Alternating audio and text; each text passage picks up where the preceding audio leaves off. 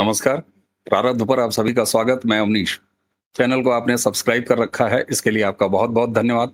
हर videos को like जरूर कीजिए ताकि वो ज्यादा से ज्यादा दर्शकों तक पहुंचे, और अगर शेयर करेंगे तो अतिरिक्त स्नेह होगा। बेल आइकन अगर दबा लेंगे चैनल का, तो किसी भी वीडियो की सबसे पहले सूचना आपको मिलेगी। एक नाम इस समय बड़ा चर्चा में है, और अब यह नाम सिर्फ चर्चा में नहीं है, बल्कि अब ये आरोपी है और इस व्यक्ति के खिलाफ एफआईआर हो चुकी है। जी हाँ, ये है सीएसडीएस नाम की एक संस्था, जो कि एक एनजीओ है। बहुत सारे लोग ये समझते हैं कि ये कोई गवर्नमेंट की ऑर्गेनाइजेशन है। जी नहीं, इसका स्टेटस केवल और केवल एक एनजीओ का है। उसका ये डायरेक्टर है संजय कुमार, डाटा विशेषज्ञ कथित। आप इन्हें बहुत सारे चैनलों पर जब इलेक्शन होता है, उससे पहले उसके बाद तरह तरह के डेटाज ले आके और राम कहानी डेटा कहानी बताते हुए देखते हैं। इस व्यक्ति ने राहुल गांधी जो वोट चोरी नाम का एक फर्जी फिल्म लेके पूरे भारत में घूम रहे हैं और भारत के लोकतंत्र को, इसकी निर्वाचन प्रणाली को कटघरे में खड़ा करने का प्रयास कर रहे हैं, देश में अराजकता पैदा करने का प्रयास कर रहे हैं। ये व्यक्ति सह अभियुक्त है। जी हाँ, ये व्यक्ति सह अभियुक्त इसलिए है कि इसने महाराष्ट्र की एक विधानसभा के डेटा को फर्जी तरीके से मैनिपुलेट करके ये भ्रम फैलाया। लेकिन उसके तुरंत बाद से ही दुर्दिन शुरू हो गए, और सीएसडीएस का ये डायरेक्टर, जो करोड़ों करोड़ों और अरबों तक की फंडिंग पर पल रहा है, जिसमें सरकारी संस्थाएं सरकारी विभागों से मिली हुई फंडिंग भी है, तो वहीं पर भारत के दुश्मन यानी फॉरेन तमाम ऐसे सोर्स हैं जहां से भी करोड़ों अरबों की फंडिंग सीएसडीएस को मिलती है। और उसके बाद क्या था? राहुल गांधी का वो फर्जी वोट चोरी, पवन खेड़ा, उस व्यक्ति ने इसी के ट्वीट को आधार बना के आगे भ्रम फैलाने का प्रयास किया। तमाम मीडिया जगहों पर चला, सोशल मीडिया पर चला, व्हाट्सएप पर कांग्रेस का आईटी सेल, उसका इकोसिस्टम, तमाम ऐसे खलिहर यूट्यूबर जो आज कांग्रेस के पेरोल पर पलते हैं, आप उन्हें बड़े बड़े नामों से जानते हैं, उन सारों ने ये सारा कुकर्म फैलाना शुरू किया। लेकिन 19 तारीख को इसको समझ में आई बात, और जब चुनाव आयोग ने, ऐसा नहीं है कि इस व्यक्ति का दिल साफ हुआ, जी नहीं, इलेक्शन कमीशन ने जब प्रेस कॉन्फ्रेंस करके चीफ इलेक्शन कमीशन ने राहुल गांधी को 7 दिन का समय दिया, वार्निंग दी कि या तो हलफनामा दायर करो, और जितने भी तुम आरोप लगा रहे हो वो सारे के सारे आरोप हलफनामे के जरिए हमें दो, और नहीं तो देश से माफी मांगो। याद कीजिए, मुख्य चुनाव आयुक्त ने यह कहा था कि आप हमारे करोड़ों मतदाताओं को अपराधी नहीं बना सकते। और जब वो करोड़ों मतदाता कह रहे थे दर्शकों, तो उसमें हम शामिल, आप शामिल। अब इस व्यक्ति के खिलाफ एफआईआर हो चुकी है। जी हाँ, बेहद गंभीर धाराओं में एफआईआर इस आदमी के खिलाफ हो चुकी है महाराष्ट्र में। महाराष्ट्र में जो इस व्यक्ति के खिलाफ एफआईआर हुई है, भारतीय न्याय संहिता यानी बीएनएस की धारा 175, धारा 353 1 बी और धारा 340 1 2, ये 3 धाराएं लगाई गई हैं, बेहद गंभीर धाराएं, जो महाराष्ट्र पुलिस ने इस व्यक्ति पर लगाया है, इस आरोपी, इस फ्रॉड पर लगाया है। पहली धारा कहती है चुनाव में झूठे बयान जो इसने दिया है, डेटा के जरिए दिया है। सार्वजनिक उपद्रव, क्योंकि इसके फर्जी डेटा के आधार पर राहुल गांधी, उनका इकोसिस्टम सड़कों पर उपद्रव, अराजकता और बांग्लादेश जैसी स्थिति पैदा करने का प्रयास कर रहा है, तो इसलिए यह धारा है कि सार्वजनिक उपद्रव फैलाना। इसी की एक उपधारा जो कि कहती है कि अपराध के लिए शरण देना। जी हाँ, अब बहुत सारे लोगों को लगेगा कि अपराध के लिए शरण देना इसमें कैसे बनता है। जी हाँ, बिल्कुल बनता है।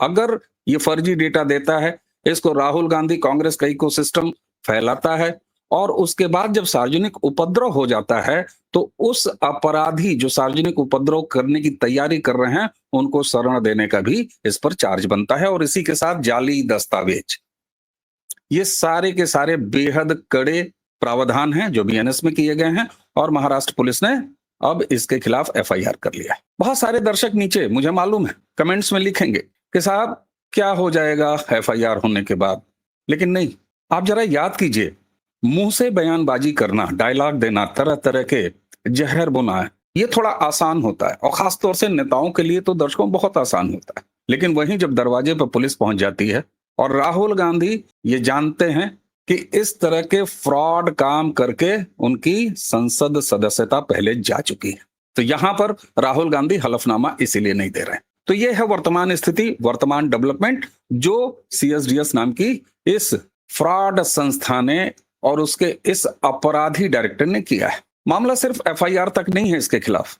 एक संस्था जो सरकारी संस्था है, Indian council for social science research, उसने भी इसको करोड़ों रुपए फंड दिए। अच्छा, ये फंड इसको क्यों मिलते थे? सीएसडीएस ये प्रोपेगेंडा करता है कि साहब हम रिसर्च का काम करते हैं, हम डेटास का काम करते हैं, ग्राउंड से सच्चे डेटास इकट्ठा करते हैं और उसको प्रोसेस करते हैं, अपने पास रखते हैं। तो ऐसे जितने भी ऑर्गेनाइजेशंस होते हैं जिनको इस तरह की जरूरत पड़ती है, वो सारे पे करके, जी हाँ, भुगतान करके डेटा लेते हैं, लेकिन ऐसे कामों के लिए पैसे दिए भी जाते हैं। इसलिए ये कोई बहुत गैर वाजिब बात नहीं है। लेकिन सवाल ये होता है कि जो पैसे दिए जाते हैं, जो फंड दिए जाते हैं, उसका इस्तेमाल कहां होता है? और दूसरा, अगर उसमें फॉरेन फंडर्स भी शामिल हैं तो क्या इतिहास है, नीयत क्या है? अगर आप इतिहास और नीयत की बात करेंगे तो सीएसडीएस के खाताओं, जो शुरुआती दौर में आपको 90 के दशक के जो लोग टीवी चैनलों पर देखते थे, चुनाव देखते थे, आप सबसे किनारे की तस्वीर में योगेंद्र सलीम यादव को देख रहे हैं। संजय का असली गॉडफादर है योगेंद्र सलीम यादव। बगल के चेहरे देखिए, अरविंद केजरीवाल, प्रशांत भूषण। अब आपको धीरे धीरे समझ में आएगा कि ये मामला किस तरीके से सरकार के खिलाफ एक रणनीति के तहत एक पूरा इकोसिस्टम काम करता है, जो कि जाने अनजाने में खुद सरकारी फंडिंग भी पाता है, साथ में विदेशी फंडिंग भी पाता है। योगेंद्र यादव अपील करता भी है, और सिर्फ इतना ही नहीं है, पार्टियों से इसका क्या संबंध रहा है ये तो आम आदमी पार्टी का मैं दिखा रहा हूं। यही योगेंद्र यादव, अगर आप देखेंगे तो कभी राहुल गांधी की कथित भारत जोड़ो यात्रा या राहुल गांधी की टीम का हिस्सा चवन्नी कन्हैया कुमार नक्सली, भारत तेरे टुकड़े होंगे, ऐसे नारे लगाने वाला राहुल गांधी के साथ ये पदयात्रा में भी चला। यानी कांग्रेस के लिए भी काम, आम आदमी पार्टी के लिए भी काम। और किस तरह का काम? उसी का चेला है ये संजय कुमार, सीएसडीएस वाला। दर्शकों, ये एक इतना बड़ा इकोसिस्टम है जिसको तोड़ना बहुत जरूरी है। और जिस तरीके से राहुल गांधी अपने खतरनाक इरादों को लेकर इस समय देश के लोकतंत्र को बदनाम करने का प्रयास कर रहे हैं, ऐसे में मैं कम से कम महाराष्ट्र पुलिस का विशेष रूप से धन्यवाद करूंगा, और करना चाहिए। ये एफआईआर इनके लिए सबक है, और सिर्फ संजय तक ही एफआईआर नहीं होनी चाहिए। और महाराष्ट्र पुलिस ही क्यों, भारतीय जनता पार्टी की और सरकारें, यहां महाराष्ट्र पुलिस ने इनिशिएटिव इसलिए लिया है दर्शकों, क्योंकि इसने महाराष्ट्र विधानसभा चुनाव और उसकी एक सीट को लेकर फर्जीवाड़ा किया। लेकिन क्या और सरकारों को ऐसा नहीं करना चाहिए, या उनको करने का अधिकार नहीं है? बिल्कुल अधिकार है। महाराष्ट्र पुलिस ने जब ये धाराएं लगाई हैं बीएनएस की कि ये देश में अशांति फैलाना चाहता है, दंगा कराना चाहता है, फर्जी कूट रचित दस्तावेज करता है, अपराधियों को संरक्षण देता है, तो बीएनएस की यही तीनों चारों धाराएं बाकी प्रदेशों की पुलिस के लिए भी आधार हैं। क्योंकि दंगा अगर महाराष्ट्र में फैलेगा तो क्या बाकी प्रदेश या पूरा देश प्रभावित नहीं होगा? तो निश्चित तौर पर ये एफआईआर और बढ़ने चाहिए। और दूसरा, कारण बताओ नोटिस इनको फंड देने वाले एक संस्था ने किया है। हमें उम्मीद करनी चाहिए, हमें सोशल मीडिया पर और जिस भी मंच पर, मैं प्रारब्ध के इस मंच से बेहद जिम्मेदारी से ये बात उठा रहा हूं कि ऐसे हर सरकारी विभाग, ऐसे हर सरकारी संस्थाएं, और यहां तक कि मैं अपील करूंगा कि ऐसे प्राइवेट ऑर्गेनाइजेशंस जिन्होंने देश में अशांति, फ्रॉड फैलाने वाले सीएसडीएस को पैसे दिए हैं, फंड दिए हैं, वो भी एफआईआर कराएं, नोटिस मांगे। अब ऐसे देशद्रोहियों को छोड़े जाने की बिल्कुल आवश्यकता नहीं है। आप सोचिए जरा, हमारा ध्यान किन पर चला जाता है? सड़कों पर उतरे पत्थरबाजों पर। वो आपको दिखाई देते हैं सामने कि ये अराजकता कर रहे हैं, लेकिन आप जरा सोचिए, ये एसी ऑफिसों में करोड़ों की फंडिंग पर पलते हुए ये जेहनी आतंकवादी हैं। ये वो राष्ट्रद्रोही हैं जो कभी कोर्ट में खड़े होके देश के खिलाफ काम करते हैं, भारत के लोकतंत्र के खिलाफ काम करते हैं। ऐसे में निश्चित तौर पर इस व्यक्ति पर और ऐसे हर एक व्यक्ति पर एफआईआरों की संख्या बढ़नी चाहिए। अभी भी बहुत सारे लोगों को लगेगा जमानत पर छूट जाएंगे, कोई बात नहीं है साहब। दरवाजे पर जब पुलिस आके खड़ी हो जाती है ना, तो बड़े बड़े बयानवीर उनकी सिट्टी पुट्टी गुम हो जाती है। जेल की एक दिन की रोटी तोड़ने के बाद तबीयत हरी हो जाती है साहब, तबीयत हरी हो जाती है। इसलिए मैं उत्तर प्रदेश सरकार से लेके हेमंता बिश्वा शर्मा जी से लेके पुष्कर सिंह धामी और तमाम ऐसी सरकार जो राष्ट्रवादी सरकारें हैं जिन जिन प्रदेशों में, मैं अपील करता हूं कि गंभीर धाराएं जो महाराष्ट्र पुलिस ने इनिशिएट किया है, माफी मांगने से काम नहीं चलेगा। और एक सवाल और, पवन खेड़ा, उन पर एफआईआर कब? और तो और इन्हीं सज्ञे अपराध की धाराओं में राहुल गांधी पर एफआईआर क्यों नहीं होनी चाहिए? बिल्कुल होनी चाहिए। इलेक्शन कमीशन ये देखना पड़ेगा कि उनके पास संवैधानिक पावर्स हैं कि नहीं हैं, लेकिन इलेक्शन प्रक्रिया पर, चुनाव आयोग पर यह कालिख पोतने का असफल प्रयास हुआ है। क्या ऐसी संभावनाएं इलेक्शन कमीशन तलाशेगा कि जब वो खुद एफआईआर कराए, चाहे वो राहुल गांधी हो, चाहे वो सीएसडीएस हो, चाहे इस तरह की तमाम और ऑर्गेनाइजेशंस हो। इसलिए ये कदम जो महाराष्ट्र पुलिस ने उठाया है, निश्चित तौर पर मैं इसे अच्छा मानता हूं। ये ठीक है कि बहुत सारे लोगों को अभी भी भारतीय जुडिशरी से उतनी उम्मीद नहीं है, जिसके कि वो कारण खुद है, मिलाड्स खुद है। इसलिए साहब, चाहे संजय कुमार हो और चाहे ऐसे कोई भी व्यक्ति हो, यहां तक कि योगेंद्र यादव भी, क्योंकि ये व्यक्ति भी जब तब कोर्टों में खड़ा होके और राष्ट्र के खिलाफ, इस देश के लोकतंत्र के खिलाफ काम किया है।